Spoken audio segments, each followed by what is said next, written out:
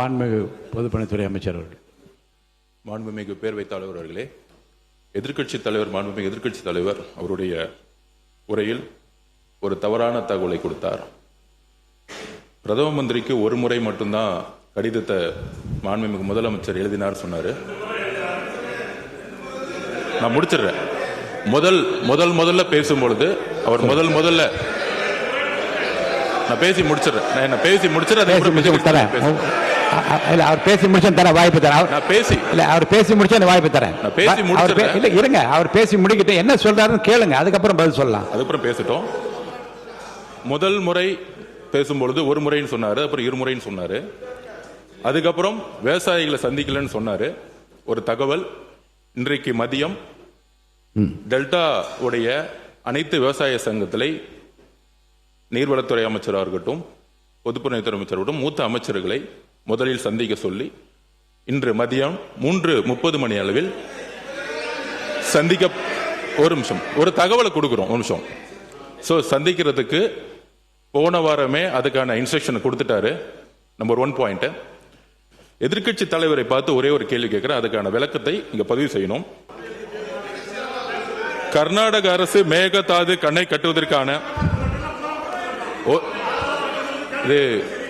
அதாவது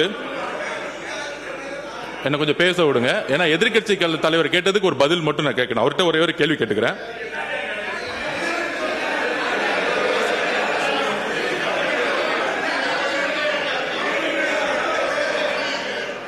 திரு மு.க. ஸ்டாலின் அவர்களின் தலைமையில் நடைபெற்ற திமுக ஆட்சியில் கர்நாடக அரசு மேகதாது அணை கட்டுவதற்கான திட்ட அறிக்கையை கர்நாடக அரசு தயார் செய்த நிலையில் அதை எதிர்த்து உச்ச நீதிமன்றத்தில் தமிழ்நாடு அரசு மனு தாக்கல் செய்தது.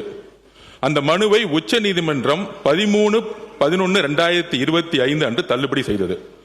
தமிழ்நாடு அரசின் மனுவை உச்ச நீதிமன்றம் தள்ளுபடி செய்ததை எதிர்த்து அன்றைய திமுக அரசு மீண்டும் உச்ச நீதிமன்றம் சீராய்வு மனுவை தாக்கல் செய்தது.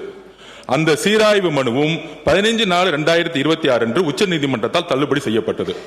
அதையடுத்து மறு சீராய்வு மனுவை அன்றைய திமுக தலைமையிலான தமிழ்நாடு அரசு உச்ச நீதிமன்றத்தில் தாக்கல் செய்தது.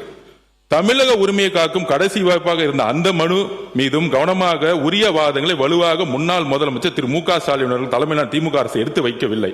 அதை எடுத்து உச்ச நீதிமன்ற தலைமை நீதிபதி அமர்வு மறு சீராய்வு மனுவை 25/4/2026 அன்று தள்ளுபடி செய்தது. 3 முறை தள்ளுபடி செய்ததுக்கான விளக்கத்தை மாண்புமிகு எதிர்க்கட்சி தலைவர் இங்கு விளக்க வேண்டும். இந்த உச்சநீதிமன்றத்தில் இந்த டிபிஆர் கேஸ தள்ளுபடி ஏன் சந்திச்சுன்னு அவங்களுடைய திமுக ஆட்சியில தான் இந்த மேகதாது விஷயமா உச்சநீதிமன்றத்தில் 3 முறையும் தள்ளுபடி செஞ்சாங்க. அது எதனால தள்ளுபடி செஞ்சு எதிர்க்கட்சி தலைவர்கள் சொல்லட்டும். நாங்கள் புதிய அரசை எங்களுடைய மாண்புமிகு முதலமைச்சர் வந்திருக்கோம். 3 முறை உச்ச நீதிமன்றத்தில் திமுக தலைமை அரசு மேகதாது அப்பீல்ல ஏன் தோத்தாங்கிறத எதிர்க்கட்சி தலைவர் சொல்லட்டும்.